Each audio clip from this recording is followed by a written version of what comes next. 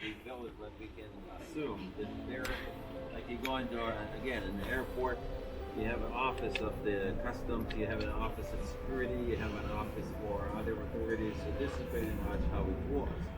So you enter, probably they would have gates, doors here and there, and then there was a whole compound of just the city gate.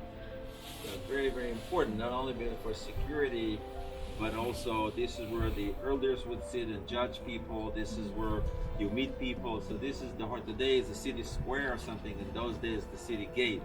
So it's mentioned even in the Old Testament that how significant the city gate was. So this is also here. Again, we'll see in the other place we go later this week. The same thing, and pretty much the same structure. So this was it. See, the stones are very big. Actually, this is more like reconstruction. Down there is more authentic, but somehow they made the change here, so we enter through here.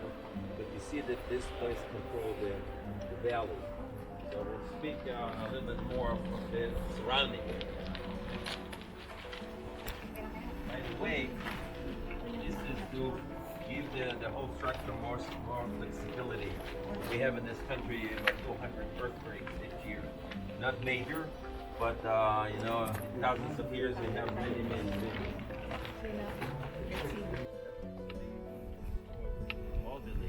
Here they can do one for us. We don't train archaeologists, so it doesn't mean much. But for archaeologists, this is paradise, because to them this is exactly what they're looking. So sometimes they find nothing but remains of fire.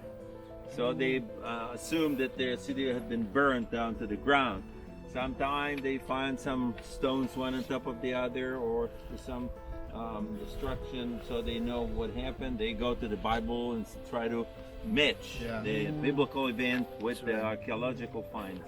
Now, what we see there's a little tree in the center, and there's a lot of rocks to the left of it. This is an altar of paganism. This is where the pagans would worship their gods. We know the story of Ahab and Jezebel, and actually Ahab and Jezebel lived not far from here, and so this is it. I don't know if this is from their time, but paganism was very spread.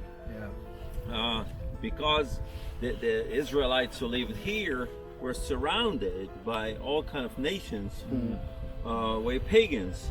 So there was a lot of influence, and their minority surrounded by so many others. So it's very difficult to believe in something you cannot touch, you cannot see, you cannot smell, and just your faith is what's behind it. And especially in days of difficulties or something went wrong, they say, oh well, you know, we need something more physical to rely on. And of course, the story of Jezebel is so clear to explain that. And this all happened around here. So let's go a little bit and see the whole beautiful valley. Yes. Saan? Ang evil nandito na. Where is the good?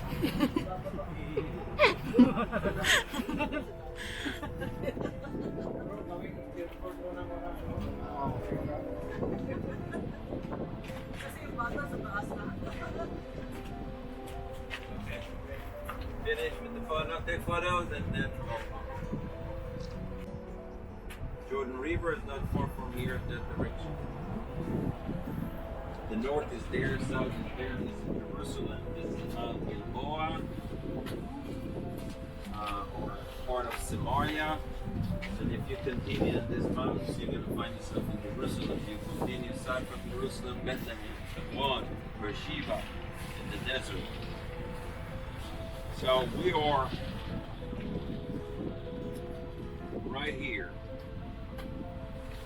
Okay, the Mediterranean is there. This is all the Mediterranean. So what's important is remember I explained to you that this country is between Asia, Africa, Europe. We are in the center. The four Sistelos are not here, so I'll say it again. So there are three continents around us. We are in between. But if you zoom in and try to understand what happened around us,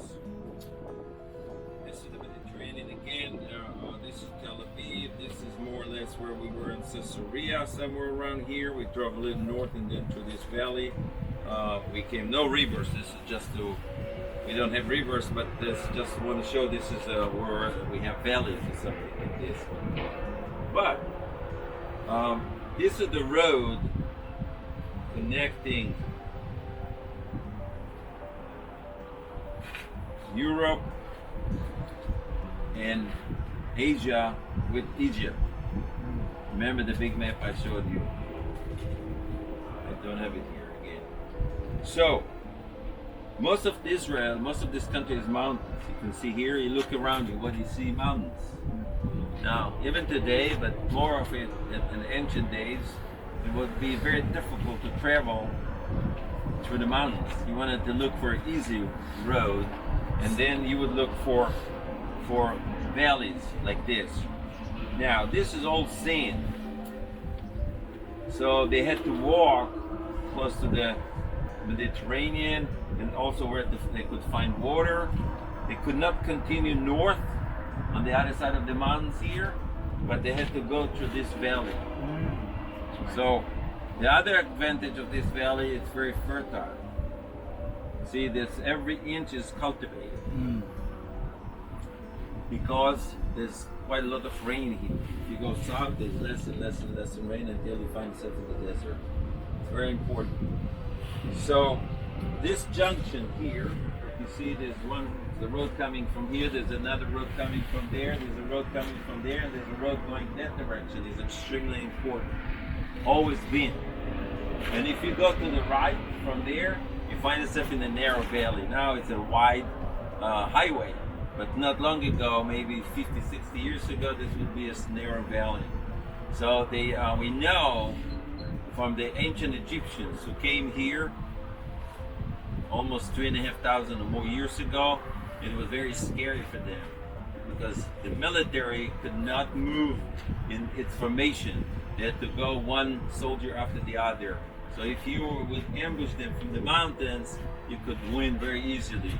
So it would be very, very difficult. And eventually, this is why this town would be very important. This is where they had their military, the army. By the way, you see there's a forest and there's a white building there. And now it's a prison. But this was built by the British about 80, 90 years ago as a stronghold, as a part of their military, because they wanted to control the very same road that was important 3,500 years ago. So ever since, we know this always been a very important place. Now, two examples of what happened here. Well, if we go open our book, the book of Judges, there are two episodes there. Well, there are many, but try to understand what happened. The Israelites are coming from Egypt, probably 3,200 years ago, give and take. Now, they came from Egypt to this land, right? They could go this way. No, they came from here. So instead of taking the shortest way from Egypt along the coast, maybe 2 weeks, 3 weeks, it took them 40 years. So instead of coming from there, they came from there. We know what happened with them, with Moses, and why it took them 40 years. Moses left them there in Mount Nebo, where you're going to be Thursday, and they came in. So they came. This is Mount Nebo. This is where we're going to be. We are here. Now, in the Bible, we read that the whole nation came, like a nation of thousands and tens of thousands of Israelites, and they came in, and very quickly they spread. Each tribe went to a different place, and the Bible specifies exactly where each tribe went to. So, very quickly after that, there were other tribes, not Jewish tribes, not Hebrew tribes, who wanted to do the same thing, because Jordan is desert, as you're going to see when you're going to be there. Look at this, beautiful. So they say, oh, the Israelites did that, let's go after them. At the same time, the Israelites came in, but there were other people who had lived here before trying to push the Israelites out. So now you have the tribes squeezed between people like the Midianites try to go behind, and they have this people who live here try to push them out. And this is the time of the judges, because there's no one king, there's no kingdom. Each tribe, and this is basically how each tribe, the tribes spread. Some 2.5 tribes stayed on the other side of the river, didn't cross. The others spread, each one took a little space and settled there. Now, if you live here, it's very difficult to communicate with someone on the other side of the mountains. Or if you live here, to communicate with someone who lives on the coast. So basically, each one was left for himself. For himself. But one tribe was not enough to defend itself. It needed a coalition of tribes. So every time there was an issue here, a couple of tribes who lived together who were affected by the issue joined forces and tried to fight. And the Bible, in the book of Judges, explains this very well. So 2 examples. We go back to the example. One is Deborah. Deborah was the more spiritual leader. And she took a gentleman named Barak, son of Avinoam, to be the general or the military leader. The problem was that we're talking about a bunch of farmers who knew very little about fighting. The Israelites were farmers, shepherds, so nomads. They didn't know much about fighting. On the other hand, they had to fight against a coalition of kings. A king in those days was not a king of England. There was a king of a city-state. So Megiddo was a kingdom. So there's a king here, or you can call him a mayor, or like maybe Singapore. It's a small place, a government. He controlled the valley, basically. There's another king, 25 kilometers, who control another part. So, but they realized that they are living in a more civilized society where they have a town and institutions, and there are a bunch of people coming in from the other side. So they try to fight back against them. So and they had chariots, and they had military and organized military. And the chariot those days was like a tank, you know. And Israelites were foot soldiers. So what she did was to take about 10,000 men to the top of this hill called Mount Tabor. You see right in the middle of the valley between these two hills is one mountain stand and alone. And there's a town a little bit to the left of it. So you have 10,000 men there, you have about 1,000 chariots around it, and nothing happens. The chariots cannot climb the mountains. The Israelites are too scared to go down. Now what? We can learn from what happened later with the beautiful poem of Deborah. She basically said, Nachal Kishon won the war for us, meaning the stream of Kishon. Kishon is the stream between the trees here. You cannot see, there's no water there. But when there's rain, and you see this, it's very flat and the very heavy soil, it becomes extremely muddy. So this is what she was waiting for. And at that time, she told all the men, or her general told all the men to rush down toward the horses. Now the horses got scared, and now they had the upper hand, because when every chariot had 2 soldiers of the enemy. Without the horse, it's like tank crew without the tank. And this is how they won. So basically they got stuck in the mud and retreated actually up to this area. But you see, this is very, very, very heavy soil. It's become extremely muddy. And this is how they won the war. She complained very much later that nobody came to help. Only those tribes who were immediately involved. Because everyone, I didn't know. Why didn't you call me? I would come to help. No, everyone was busy doing whatever. We have another episode of a gentleman named Gideon. Gideon was another judge, so to speak. He was a leader. And he took a different approach. Actually, he had to fight against the Midianites. The Midianites were a bunch of nomads, but very wealthy, and they had tons of camels and sheep and donkeys, and they crossed the river, came from you see the airplane just from that area, and settled where you see the town there, over there. Now Gideon collected 3,000 men, and we know how he did that, kind of commando, elite force or whatever, and they crossed the valley from Mount Gilboa, you see the mountain to the right, and they crossed through the night, they crossed the valley, came behind the lines of Midianites, created a lot of noise at 3 or 4 o'clock in the morning, everybody got panicked, and they escaped. And this is how he won. So you have the same situation pretty much, the two ways to tackle it. Now, what is the story with the War of Armageddon? We know this from the New Testament, right? Is this the place? Maybe, maybe not. We don't know. Maybe this is going to be a good place because there were so many wars here from the Bible, before the stories of the Bible and after the stories of the Bible. Actually, the last time there was a war here, a serious one, is 1914 between the British coming from Egypt and the Turks controlled here. So this is where it was.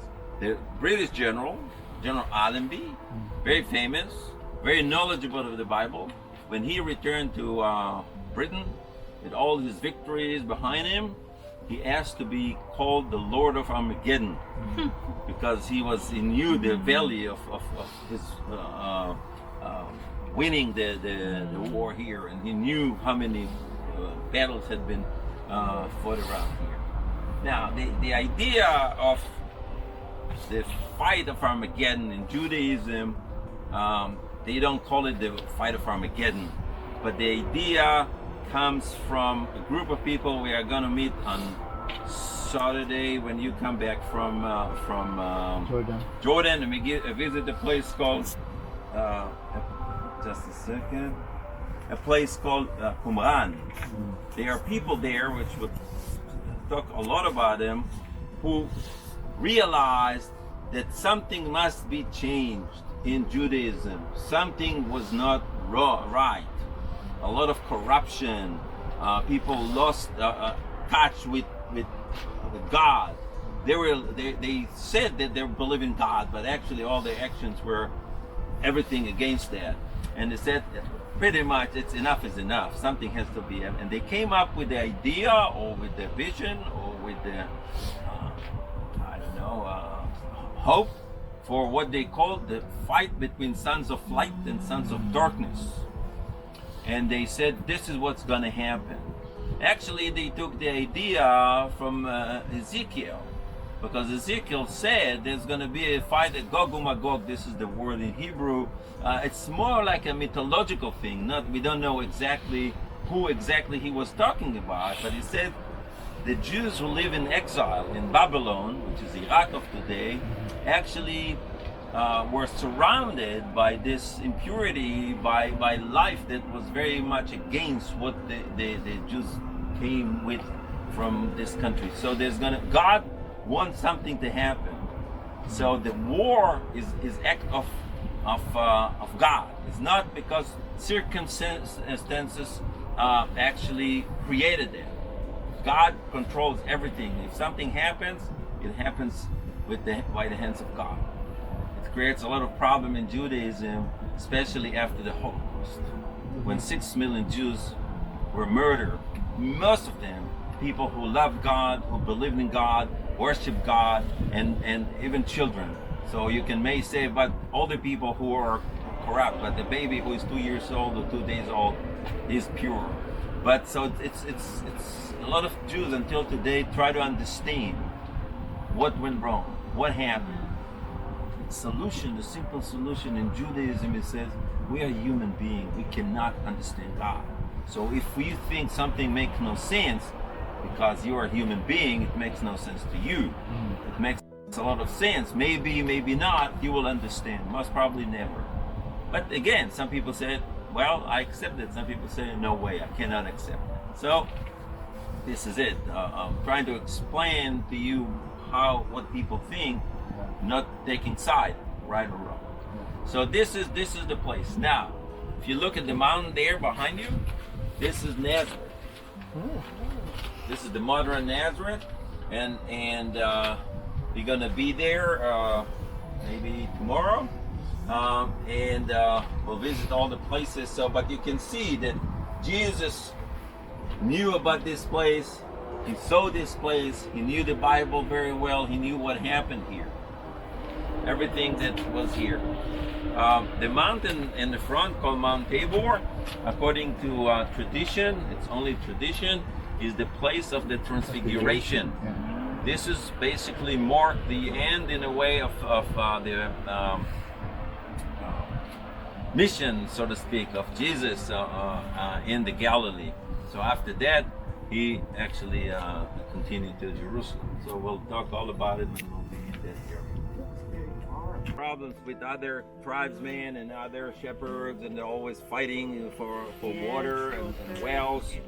And the life of a shepherd, a nomad, is very, very difficult because he is on the move all the time. Based on the experience of the tribe that goes back hundreds of years, they know pretty much where to find water. It depends on the seasons, but it not always works as you expect. Now, the difference between people who are nomads and people who live in the cities is that the people who live in a town or a city or a village, they don't move. They stay all the time because they have their farms and they have their businesses and they have their homes. They cannot take the home on the back of a donkey and move. Therefore, they have to think about bad days and during the good days. And this is an example because this is a town. There is a mayor or king, as you want to call it, and they collect food for bad days. And this is a silo, goes back to about the 8th century BC, so about 2,800 or so years. And then probably it would be plastered, and this is where they would keep grains or other stuff. And remember, we go back to the days of our ancestors, when there was famine and drought here, what would they do? Go where? To Egypt. Because Egypt was a kingdom. There was a king, and there was what Joseph became later, a minister. There were ministers. There was an administration. So there was food because for the 7 good years they collected food for the 7 bad years. So this is a difference between nomads, and it's very much part of this country because all the people who lived in the Middle East until probably 150 or 200 years ago, most of them were nomads, moving from place to place. There were no borders, so you could go from here to what is now Damascus, or go from to Jordan, or anywhere you wanted, pretty much, wherever you could find good food. The problem was that there were sometimes people who were ahead of you, or people who would not let you go where you wanted. So this is why each tribe would have its own territory, but as we see in the Bible. But what we see here is a town with a king. And this is an excellent example. The other example is the water system, which we're gonna see. Some people would go through the water system, and the others, the smart people, will go with me to the bus. So. Yeah. Okay. Anyone who wants. No, we'll go. Oh, that's it. You want to go to the tunnel, or you want to go to the bus?